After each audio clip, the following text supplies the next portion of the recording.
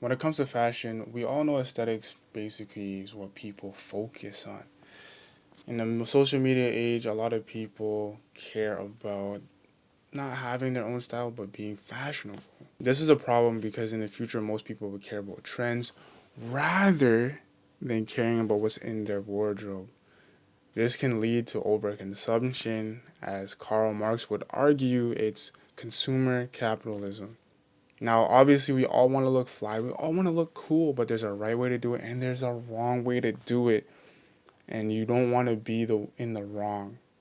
Why? Because if you are, then you are a culture vulture or an appropriator. So we're going to be talking about that in today's video, style versus fashion.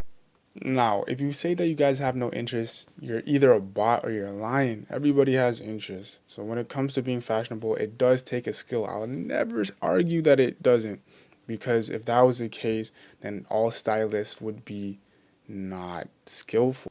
Now, we need stylists in today's society because a lot of people aren't that fashionable in general. So what they do is they curate items for their client so that they look presentable to the world. For example, I don't think Kendrick Lamar is stylish. Now, you guys might be looking at me sideways like, yo, you see Kenny with the fits? I do, but he wasn't always dressing like that. It became later on in his life, I want to say like 2017, where his style points went up a little bit, in my opinion, because before that, he was just dressed pretty regular. Whereas ASAP, I always thought he was stylish and it was of his own volition. The main key here that I'm trying to say is that one is personal, the other one isn't. And that's what we gotta focus on, people. That's what we gotta make sure of, is that we create our own styles. Now, the easiest way to do that is to have your own interests, to have your own hobbies. For example, music is a big influence for people, so look at different artists and how they dress that you like. Different brands if you're into punk, hip hop, rock, so on and so forth. Emulate those styles. When it comes to video games, I think that's a one that's kind of tricky, but you can take different color palettes, you can take different elements of your favorite video game character and add it to your style. But the best way, in my opinion, is movies, because low key I'm a up and coming film bro, so I'm really into cinema. But it's one of the easiest ways because they do have a lot of stylists in there, obviously, to style the characters, and I think it's one of the best ways to have an appetite for fashion and to use your muse in order to get your own style up. Now, here's an interesting take. So when it comes to the whole eclectic grandpa look, I enjoy it. I like it as a look, but it's really just an aesthetic, right? And the thing that's ironic about it is because we're trying to emulate somebody's style that they curated over 70 years to get to that point. So that's why it becomes a little bit more disingenuous, because the old men that we're trying to look like, they've been had that style for probably when they were our age now. And then we try to use it as we're being unique, but you're not. You're just what we call swagger jacking. It's not you. That's not what you actually like. It's just you're trying to do that just to look different, but technically it's not unique. You're not ASON unique. You're not ODB. You feel me? I've been seeing a lot of people and a lot of vultures as of late. And let me be clear, not everyone is a vulture. Some people actually appreciate the culture. But to me, a lot of people take from cultures and try to credit it as something that is not, or something that they came up with. A prime example of this is street culture. Is the first thing that always comes to my mind, because a lot of times people jack that swagger. All right, so whether it be punk, whether it be hip hop, whether it be skate, if you look at the landscape of fashion today, especially within the last 10 to 15 years, you can see elements of what I mentioned in the industry or in fashion, social media like TikTok, whatever. You can see it. But do they give people the credit they deserve? Obviously not. Okay, and the people who create the culture don't get compensated as much as the people who steal from it. And it can be even from people's heritage. I came across this TikTok the other day, and it's basically this one girl who looked at a traditional What are you desi. classifying this wedding guest vibe as? Because I'm So this genre of fashion is called South Asian fashion. It is not European or Spanish. I noticed that you have a fashion rental company, so I figured I'd take the opportunity to educate you on it so that it's not mislabeled as European. It's South Asian fashion, and we'd like the credit for it. So, South Asian fashion is built up of three articles of clothing, which is the shalwar, kameez, dupatta. Shalwar are like the pants, which usually look like this, and then this is the kameez, and then the dupatta is the scarf that you were referring to, and that is the foundation of clothing of the countries of Pakistan, India, Bangladesh, and Afghanistan. This is what we would wear if we were the guest at that wedding. This is a kameez with a long dupatta. This is a bell-bottom pant with a slit on the side, with a kameez and a crop top. Very beautiful. These are saris.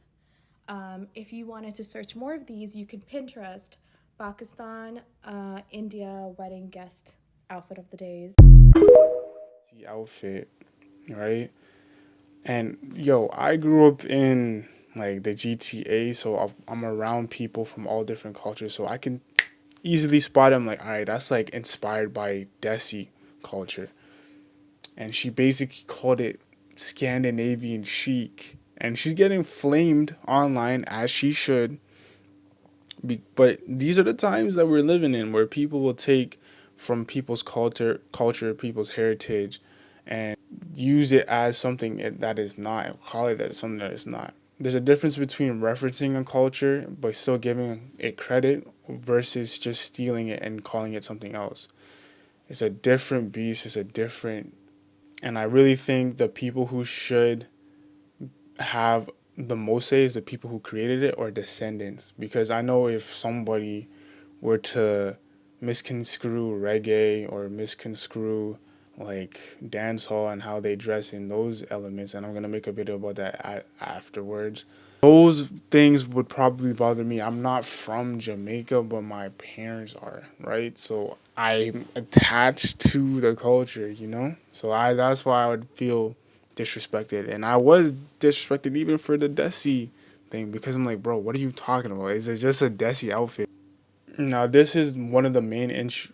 Now this is one of the main issues. Obviously, we know that fashion as a whole is the second world's most polluter. Okay, right behind oil and gas. Now, dealing with personal style, there is no need for overconsumption.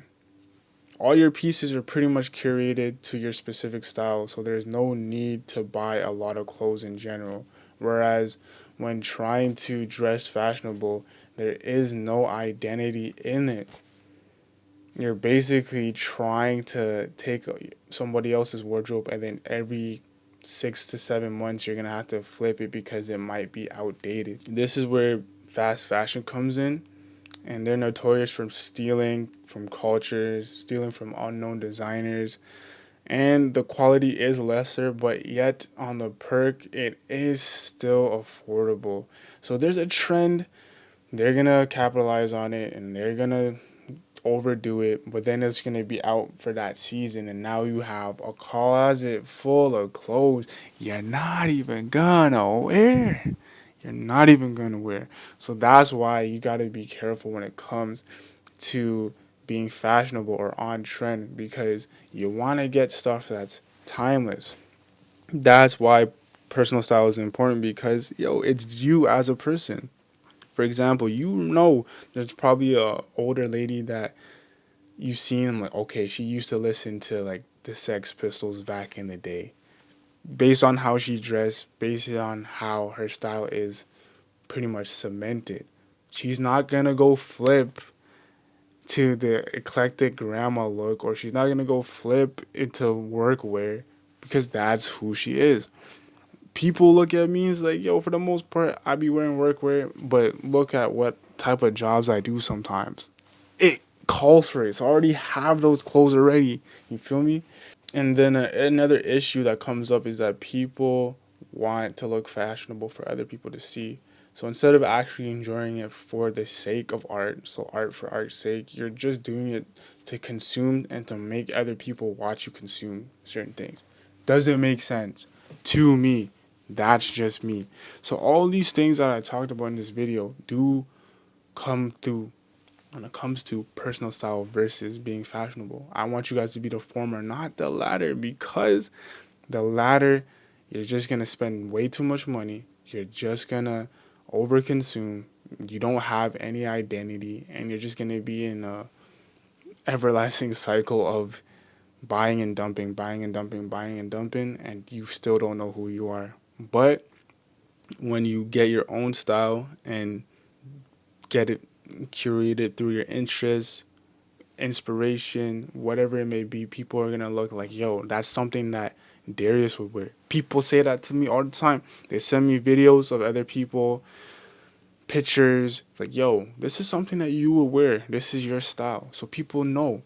And I'm gonna just let you know my style. So for the most part, because I'm in hip hop, it's gonna be like street. I also used to skateboard, so it's gonna be elements in skate. I wasn't a good skater though. I was trash, but I was into like skate culture anyways. So I was into that. So you can see elements of that in my look. I'm into prep and normcore because I've always been into Tommy Hilfiger, Nautica, and Polo since I was young. I've always been into like workwear and like Carhartt, all that type of stuff, and then normcore, which is basically a new thing, but it's just minimalism in a sense. And like the vintage stuff, always been into it. Even when I was in high school, you can ask about me, people know. So those are the elements to my style, and based off movies I watched, things that I was interested in, stuff you can see him like, yo, he's into that. And I'm not new to this, I'm true to this. So that's what you guys need to understand. So hopefully you guys enjoyed this video. I hope you guys liked it. And with that said, your boy DD signing out of here. Y'all stay suave, you feel me? Live long and prosper. We out.